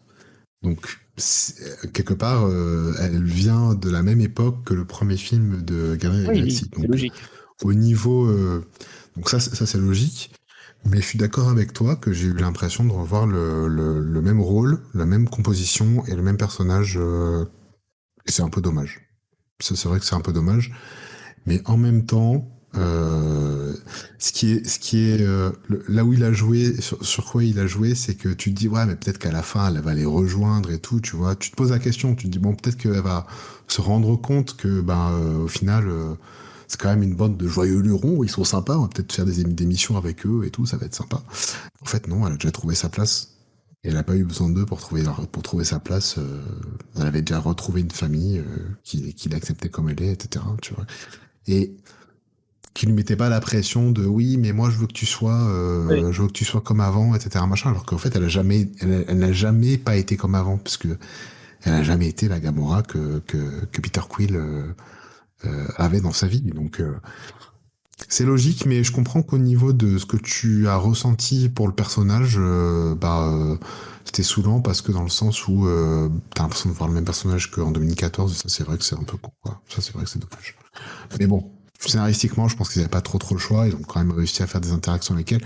Tu vois que quand il y a des moments de fight, ils savent se battre ensemble, donc bon, voilà, c'était bien imbriqué, mais c'était pas forcément le personnage le plus intéressant du film. Alors par contre, je suis en train de faire une recherche en même temps parce que je voulais te dire un truc qui était important pour moi, Vas-y, dis-moi c'est tout. que je voulais, un spin-off sur, le personnage de Nathan Fillion dedans. Nathan Fillion? Nathan Fillion, c'est, l'acteur canado-américain qui joue dans, la série Castle, par exemple. Tu sais, c'est le garde qui Putain, mais oui, c'est le gars, mais est juste oui! Putain, bien extraordinaire. vu, oui, c'est Mais je vrai. viens de voir qu'il jouait dans C'est les vrai, c'est autres, vrai. Gardiens de la Galaxie aussi, donc je l'ignorais. Ah ouais? Mais en tout cas, c'est ce qui a marqué sur Google, donc je suis surpris. Il est dans volume 1 et dans volume 2 aussi, donc je me souviens pas de l'avoir vu dans les 2 Putain, premiers. Bah alors là, pour le coup, Donc je m'en souviens pas, mais on bouche un coin, monsieur. dans le 3, le personnage est Ouais. extraordinaire, je trouve. Très Il drôle. arrive, Ouais, vraiment, il m'a c'est tellement vraiment fait une des bonnes surprises. rire. Ouais, franchement, c'est vraiment une bonne surprise du film parce que ça prend un jeu, bon, clairement, même secondaire, hein, mais il est vraiment, vraiment drôle. Et surtout l'interaction qui se vont c'est avec Peter Quick, cette interaction-là, où ils parlent de leurs deux idiots. Putain, mais c'est tellement drôle. Oui, Ça, puis c'est c'est ça, c'est absolument génial. génialissime. Non, mais ça, c'était vraiment drôle, quoi. Mais moi aussi, j'en ai un, il comprend rien, c'est un abruti. Je le déteste. Je le déteste. Il dit, putain, mais quel enfoiré. Bon, c'était drôle. Franchement, c'était vraiment drôle. C'était vraiment Cet très, acteur très est un sympa mec parce que que, j'adore au plus haut point, dans quasiment tous ses rôles, mais là, il est vraiment très, très bon. non, mais il joue dans Buffy contre les vampires. Attends, je suis en train de Oui, oui, il regarder, joue là. dans Buffy contre les Désolé, vampires. digression, les gars, mais, non, Il joue mais, dans Firefly surtout, mais qui est c'est, extraordinaire, où il est l'acteur principal et oui, Firefly, oui. et dans la série, qui est sortie, pendant la grève des scénaristes en 2004, c'était, je crois? 2004, qui s'appelle Docteur Horrible. C'est, Ah, ça me dit un truc, ça. Docteur Horrible Ok. 2008. dans Doctor Horrible, il joue le super-héros gentil qui est de notre point de vue le méchant, puisque nous on prend le point de vue de comment il s'appelle, Barney Stinson, l'acteur. Oui, oui, c'est bon. Ouais, voilà. Je le situe. Voilà, il prend son point de vue. On a son point de vue, donc Nathan Fillion est une ordure absolue, quoi. Mais qui joue le super-héros gentil. Ouais, ouais. Et il a cette façon de jouer qui fait aussi bien dans Les Gardiens de la Galaxie 3, justement, pour pas trop digresser. C'est toujours ce côté humour, alors qu'il a, il a Ouais, le ouais. physique d'un super-héros, tu vois. Ok, ouais, non, mais je vois ce que tu veux dire. Faudra que je regarde parce que là, comme ça me dit rien. J'ai pas vu la série, donc je regarderai à l'occasion. Doctor Mais Horrible, en tout cas, vraiment, dans le film, je les ai vus avec toi, ouais, Doctor ouais. Evil, ça me dit rien comme ça. J'ai les Blu-ray importés du Canada de Doctor Horrible. Ah, peut-être, ouais. Ok, d'accord. Écoute, franchement, faudra que je revoie parce que là, comme ça me dit rien. Bon, en tout cas, j'ai trouvé très drôle et très bon dans le film. Franchement, c'était vraiment une bonne surprise. Mais il y a quelques petits caméos un peu partout dans le film. Franchement, je ne sais pas tous noter, mais donc on a vu l'acteur qui joue dans Superstore. Je sais plus comment il s'appelle, mais Et alors, voilà. le Philippin, Pour les gens qui suivent un petit peu les séries américaines, vous retrouverez pas mal de petits caméos assez sympas et qui vous feront plaisir. Oui, c'est ça, c'est l'acteur, il est d'origine philippine, lui, je me rappelle en plus. tout cas, dans Superstore, il joue Mais un Philippin. je sais pas du tout. Si, si, si. Là, pour le coup, je vais essayer de retrouver, mais attends, je fais une petite recherche en direct, hein, c'est pas très pro, mais Son rôle est c'est très celui d'un drôle. Philippin et il s'appelle Nico Santos et il est tac tac tac tac. Et il est philippin, Il est vraiment américano-philippin. Ouais. Donc voilà, il y a plein de petits easter eggs comme ça dans le film, pas trop, mais vous en trouverez quelques-uns et c'est assez drôle. Moi je les ai pas tous vus d'ailleurs, mais je sais qu'il y en a quelques-uns. C'est pour ceux qui aiment bien les séries américaines et qui aiment bien l'univers Marvel, vous en trouverez quelques-uns. Voilà. Du coup, au final, on n'a pas trop parlé de Rocket, enfin de sa conclusion, parce que du coup, Rocket, c'est quand même comme le dit Lila dans le couloir de la mort entre guillemets, quand il est prêt à mourir et qu'au final, il ne meurt pas. C'était ton histoire depuis le début, elle lui dit ça, et au final, je me suis rendu compte que c'est vraiment vrai, en fait. C'est pas l'histoire de Peter Quill, c'était vraiment l'histoire de Rocket. Rocket, il est au centre de tout. Ouais, moi j'ai eu cette impression-là, en fait. avec le premier, même le 2, Ah, le premier où on voit l'enlèvement de Peter et tout ça, donc je trouve que c'est vachement centré sur lui. mais Le 2 avec son père. même dans le 2, hein, il y a quand même. Ouais, mais dans le 2, t'as quand même une partie où t'as la relation. Il est important, Rocket, Oui, parce que t'as cette relation qui est mise en. Qu'on s'appelle dans la balance, la relation qu'il a avec Peter Quill, elle est vraiment au centre du truc. Non, c'est Peter Quill le personnage principal, mais moi, j'ai eu cette impression-là, il a sur le une vraie film, quand elle importance lui quand dit même, ça. mais ça je suis d'accord par contre. Ouais, qu'il a vraiment une vraie importance et il est même, bon, il est essentiel, hein, Rocket. Il n'y a pas de Gardiens de la Galaxie sans Rocket, hein. Ouais, mais De toute façon, à la fin, ah, tu le vois à la fin. c'est très étrange parce que pour moi, il n'y a pas de Rocket sans Peter, il n'y a pas de Peter sans Rocket. Et évidemment, Ouais, Groot avec eux, hein, mais les deux pour moi, oui. séparés, je sais pas. Ah, c'est un maillon, normalement, tu peux pas les séparer, ouais, ça, je suis d'accord avec toi. J'ai du mal à imaginer c'est pour ça que je te dis que j'ai du mal à imaginer des suites. Parce que moi, pour moi, c'était eux, et même si, les Gardiens de la Galaxie qu'on voit là, c'est pas l'équipe originale. Bon, je la connais pas par cœur, mais c'est l'équipe originale, c'est d'autres personnages. Mais ce qui est très intéressant, c'est qu'on est tellement attaché à cette relation qu'ils avaient que moi j'ai vraiment beaucoup de mal à me dire bah non quoi.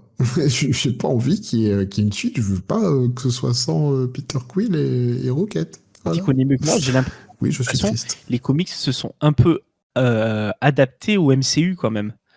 À savoir que du coup, Oui, mais ça c'est cette normal. équipe des Gardiens de la Galaxie qui plaît tellement aux gens, c'est devenu l'équipe normale dans les nouveaux comics, non? Bah, non, mais l'équipe d'origine, je te parle au tout début, je crois que c'était pas cette équipe-là, si je dis pas de conneries.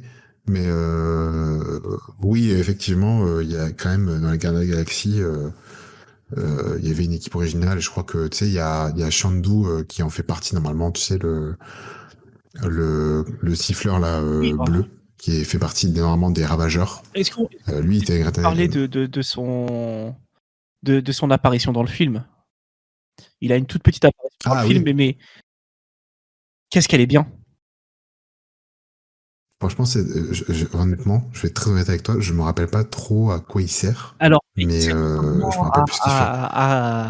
à aider à son remplaçant à contrôler la flèche Ah oui, c'est ça. où il commence à stresser Oui, mais et d'un coup, il apparaît. pourquoi Comment? mais pourquoi en fait il apparaît? En fait, ce que j'ai pas compris, c'est pourquoi il apparaît à Parce ce que son moment-là et comment remplaçant, ça se fait qu'il apparaît? c'est un des anciens ravageurs qui travaillait pour lui.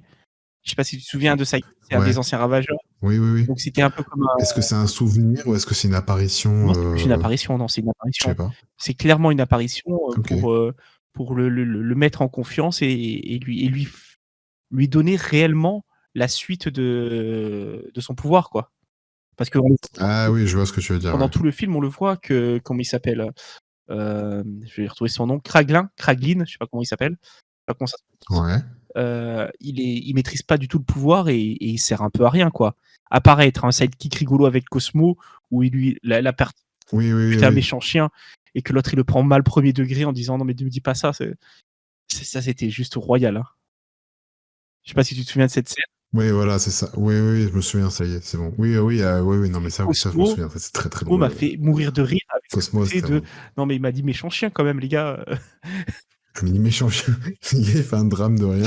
Tu m'as dit méchant chien quand même. Ça a dit arrête, retire tout de suite. Mais oui, mais parce que C'était très drôle. pour un Voilà. vrai chien, en vrai, c'est la pire insulte, quoi.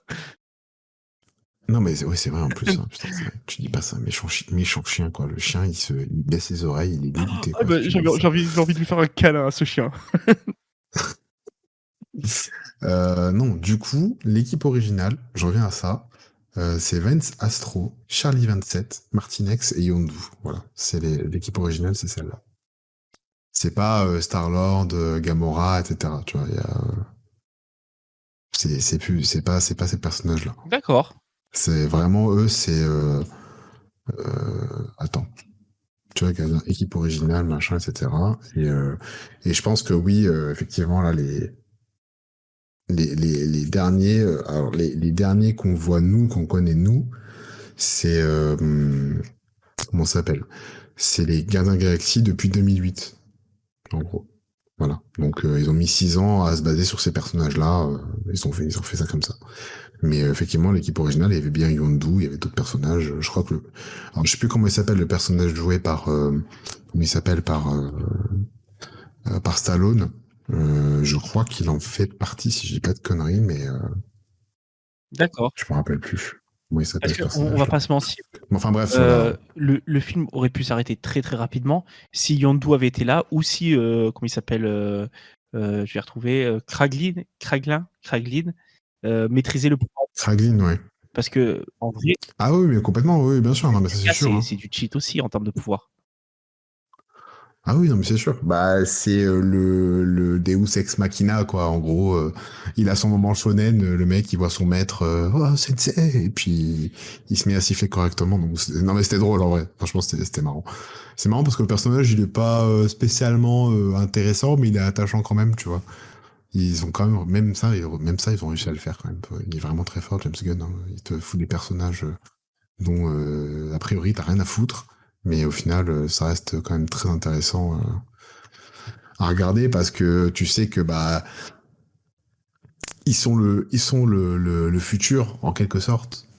Tu sais que bah tu les verras pas dans le film vraiment parce que ils sont pas assez dans l'intimité parce qu'ils viennent d'arriver, tu les connais même pas, donc ils peuvent pas avoir les interactions que t'attends avec les personnages que tu vois, et ils peuvent pas te donner l'émotion que tu recherches en voyant les personnages que t'as vus depuis 3 films, enfin depuis 2 films déjà, enfin plus parce qu'au final ils sont dans 4 voire 5 films.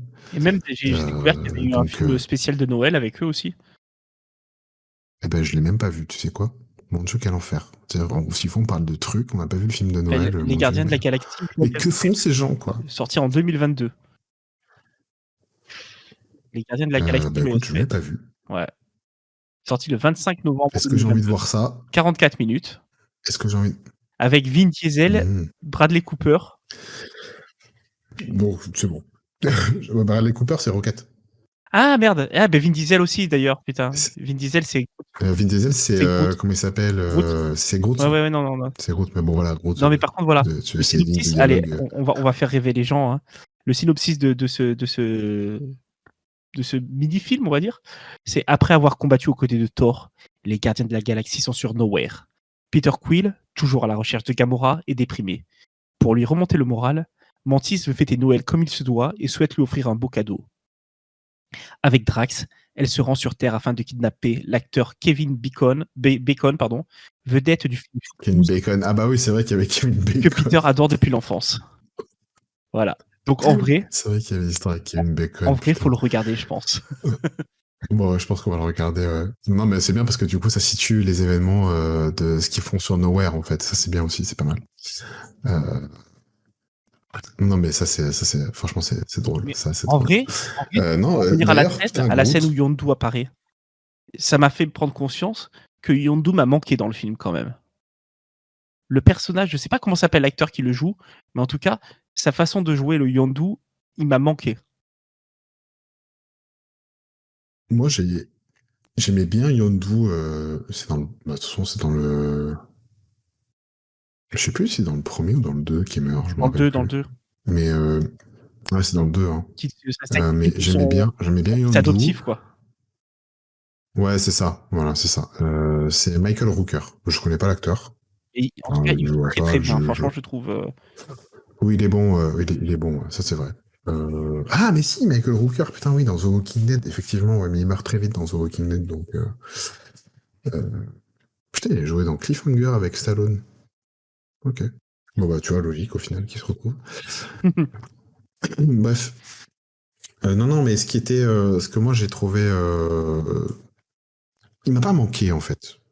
Il m'a pas manqué parce que, je sais pas, pas il me saoulait, mais je le trouvais intéressant, mais pas assez intéressant pour qu'au final Ah ouais, il me manque dans la suite, dans le 3. Ouais, franchement non, pas d'accord, assez d'accord. intéressant pour ça. Mais c'est ça qui est intéressant avec cette Ouais, ouais. émission, hein, c'est Alors que on n'a pas du tout le même ressenti, quoi.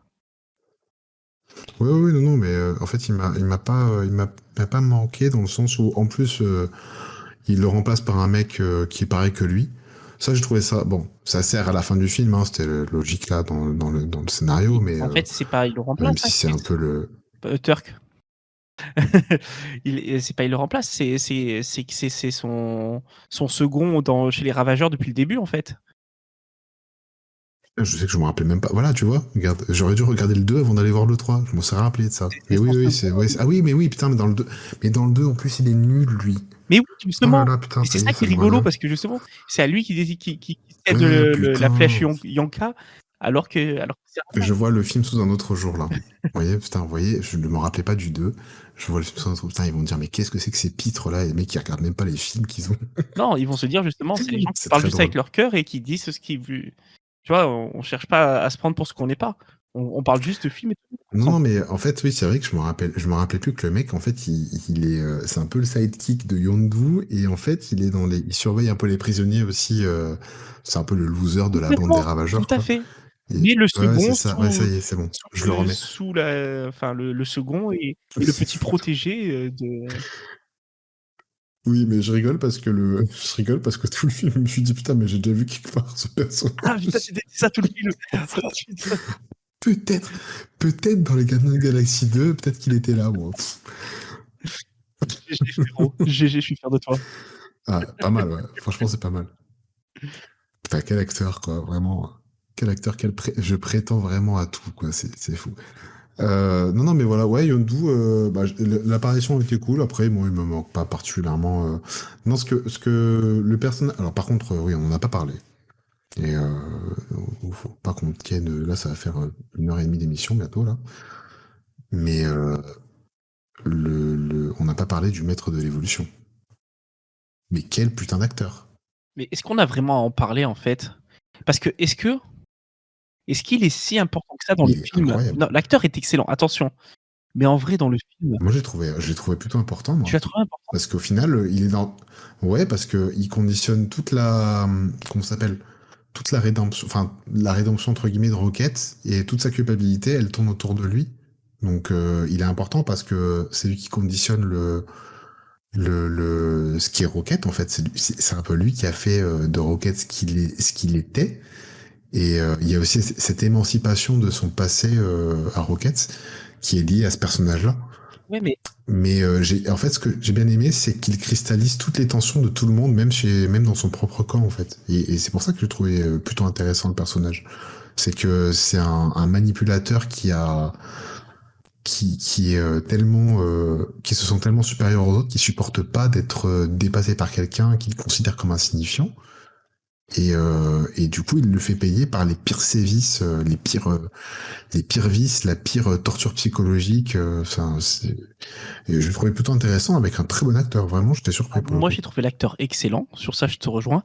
Par contre, j'ai trouvé que c'était un méchant un peu useless qui servait juste de prétexte pour l'histoire, mais qui n'avait pas l'aura auprès de tout le monde, quoi. Parce qu'en vrai, Ah oui, il sert de. Non, mais ça, je suis avec d'accord, il sert de personne, quoi. prétexte. Il y a quasiment aucune interaction avec personne. Hein. Bah, il a l'interaction avec les. Comment ça s'appelle avec Ayesha merde, putain, et Adam. Comment il s'appelle Warlock. Et Adam Warlock, ouais. Ou encore même ça. Et tu vois que le mec, en Mais fait, tu sens que c'est c'est un. démonstration de force. Oui. Là, il fait une démonstration de force à ce moment-là. Mais je sais pas, je le trouvais plutôt intéressant comme personnage dans le sens où il est très monomaniaque tu sais, il a un rôle très défini. C'est le méchant, le mec complètement vicieux qui fait, qui cherche absolument à dominer et qui recherche la perfection dans tout, tu vois. Et dans sa recherche de beauté et de perfection, en fait, bon, il y a un truc très évident quand il lui enlève le masque à la fin, c'est que derrière son masque et son visage parfait, en fait, il est très laid parce qu'il a jamais supporté la blessure que lui a infligé Rocket, tu vois. Enfin, bref, il y a toute une histoire comme ça, tout un développement du personnage comme ça. Moi, je le trouve intéressant. C'est pas un méchant iconique, mais dans le rôle, je le trouve intéressant et je trouvais que par rapport à Rocket, c'était bien de le mettre en opposition avec Rocket parce qu'ils sont complètement, c'est vraiment les deux opposés, quoi. Ok, mais non, moi j'ai pas eu du tout ce ressenti-là, moi, honnêtement. Pour te dire que là pendant qu'on en parlait, j'allais quasiment pouvoir dire on peut conclure parce que en fait, je trouve pas grand-chose à dire à son sujet, quoi. Oui, le seul truc que j'ai bien aimé, c'est que comme tu dis, c'est ça, c'est le fait de son visage parfait, qui n'est pas un visage parfait, qui n'est qu'un masque qui cache sa laideur intérieure, quoi. Ça, c'est Ouais, c'est ça, le ouais, message ouais, que c'était un j'ai peu bien ça aimé. le plot. Mais après, je l'ai trouvé Ouais. l'acteur très très crédible, mais pas marquant pour dessous, quoi. Moi, je le trouvais bon. Dire, Putain, attends, c'est qui l'acteur d'ailleurs? Faut que je regarde. Mais moi, je trouvais le personnage, je le trouvais intéressant. Bah, enfin, c'est pas le personnage du film, quoi, mais vraiment, j'ai je trouve trouvé ça assez gênant. cool. Je trouve ça gênant que ce soit pas un des personnages clés du film, alors que c'est l'antagonisme principal. Et en fait, tu te rends compte que l'antagonisme principal, c'est pas forcément lui, en fait. C'est chaque quête personnelle qu'ont tous nos héros, quoi. Ah oui, oui. Oui, oui, non, mais ça, je suis d'accord avec toi. Ça réduit un peu le sens, quoi. Le vrai antagoniste, c'est en fait leur passé. Comment ils sont rattachés à leur passé et comment ils doivent s'en Je suis émanciper. entièrement d'accord avec toi. Et, c- et c'est ça qui se passe à la fin. À la fin, en fait, ils arrivent grosso merdo par cette aventure-là à vaincre leur passé, que ce soit Rocket qui se sent plus coupable de la mort de ses amis et qui se sent le droit de vivre sa propre vie et de reformer du coup une équipe de gardiens, que ce soit Drax qui retrouve son rôle de père et qui fait finalement au final le deuil de son ancienne vie avec sa famille, ou que ce soit Mantis qui s'émancipe complètement et qui décide de devenir elle-même et plus un outil qu'on utilise. Enfin, tu vois, voilà. Ah, mais Je vais pas faire tous les en plus, personnages, pour mais en revenir aux méchants, au maître de la création, mais à quel point il est. Alors attention, quand je vais pas avoir les bons termes, mais c'est pas grave, mais à quel point il est nul, parce que je veux dire, c'est censé être un dieu vivant et il me chie. il se fait défoncer par un raton laveur, hein. Parce qu'il Il est esquive pas les nul arbres à et tout. Enfin, chier. c'est c'est juste Nul à juste chier. il Non, va mais faire nul à chier. à main nue pour le défoncer, quoi. Du coup, Ça, je suis d'accord avec toi, il est nul quoi. à chier. Vraiment nul. Ben, en termes de combat et de machin, c'était nul. C'était pas, voilà, c'était pas là qu'il était intéressant. Moi, ce que je trouve intéressant, c'était la façon dont il est interprété et les interactions qu'il a dans les flashbacks, notamment où tu vois il perd le contrôle de sa propre création et que quand il n'a pas le contrôle, bah, il perd complètement ses moyens. C'est ça qui était très Il perd surtout intéressant. ses moyens Et parce que du que coup, il n'a sa jamais supporté, en création fait. était supérieure à lui intellectuellement et ça, il l'a très mal Ouais, vécu. c'est ça, voilà. Et il l'a jamais supporté. Ah ça, c'est Mm. clair. Ah ouais, non, mais bah, voilà, Limite, je trouve que les scientifiques qui l'accompagnent tout le temps ont limite plus de crédibilité en méchants que lui, tu vois? oui, Parce qu'eux, ils sont vraiment oui, parce que dans leur quête pure de la ah, eux, de la vraiment, ouais. pureté de la race, hein, parce que il y a clairement un parallèle avec ça. D'essayer de créer une Ah oui, race c'est une pure, épuration, ouais. voilà, et quitte à tout détruire et tout ça, mais eux, ils s'en foutent de Rocket Raccoon. Ils s'en foutent complètement. C'est juste, Ah oui, voilà, rien à il faut foutre, quoi. donc pour moi, limite, c enfin, tu enlèves le maître de la création, eux, ils réussissent leur plan, hein. Ils le réussissent au bout d'un moment. Ah oui, je suis d'accord avec toi, ouais. En fait, si lui n'était pas là, le plan, il aurait fonctionné, quoi. Mais ouais, effectivement, c'est vrai. Du coup, l'acteur, c'était Chukwudi Iwuji, un acteur nigérian qui jouait dans John Wick C'est un 2, non d'ailleurs. nigérian. Ouais, ouais. Bah, ouais, ouais. Et ben, franchement, j'ai bien aimé l'acteur. Je regarderai un petit peu ce qu'il a fait ailleurs. Voilà. Bon, après, Groot, il n'y a pas grand-chose à dire. Hein. C'était un peu le go muscu de la bande. Il m'a fait beaucoup. Cette version de Groot, c'était vraiment. T'as vraiment l'impression de voir. Est-ce que Comment il s'appelle tu as compris pourquoi on le comprenait parler comme il faut à la fin? Parce qu'à la fin, il dit: «Je vous aime bah, tous». bah oui, parce que c'est méta, il nous parle à nous, Alors directement. moi, j'ai pas compris comme ça.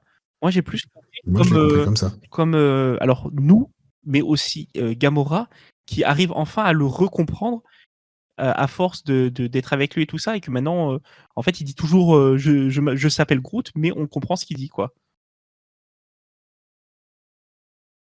Moi, je sais, moi, je l'ai compris d'une manière où, en gros, il se fait comprendre que de ceux qu'il considère comme sa famille, en fait.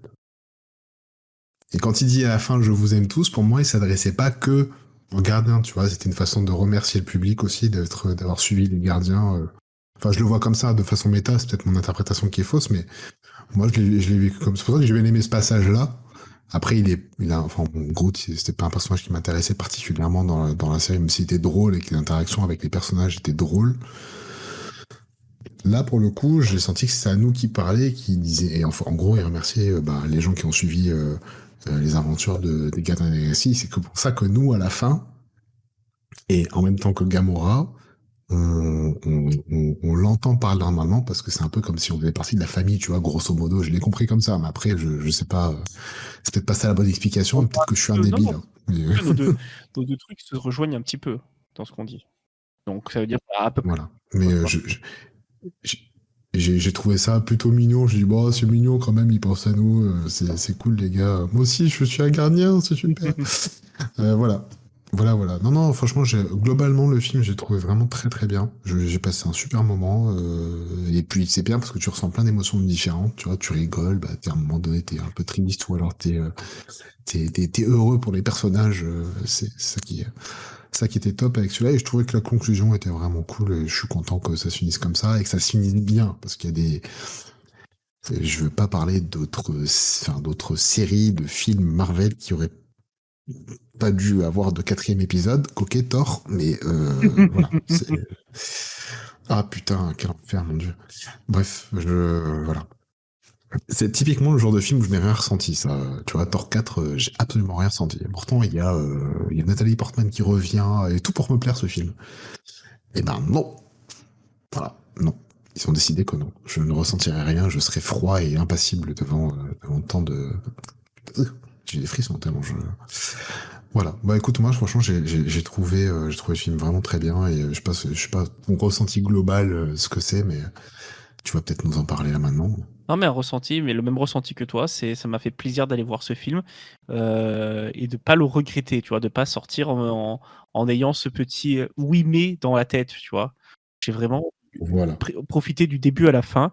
J'ai eu ma petite larme, j'ai eu mes émotions que je voulais. J'ai eu, un message que peut-être que je voulais t'en parler tout à l'heure par rapport à Drax. Peut-être que les plus jeunes trouveront, les scènes avec Drax qui fait le débile avec les enfants complètement inutiles, mais nous en tant que pères, bah, du coup ça nous parle encore, Ah, quoi. mais Donc complètement. voilà, donc non, ouais, moi ça a été un vrai gros coup de cœur, mais à l'image de tous les Gardiens de la Galaxie, vraiment c'est une trilogie, que j'ai hâte qu'ils en fassent un beau coffret Blu-ray parce que, il me la faut.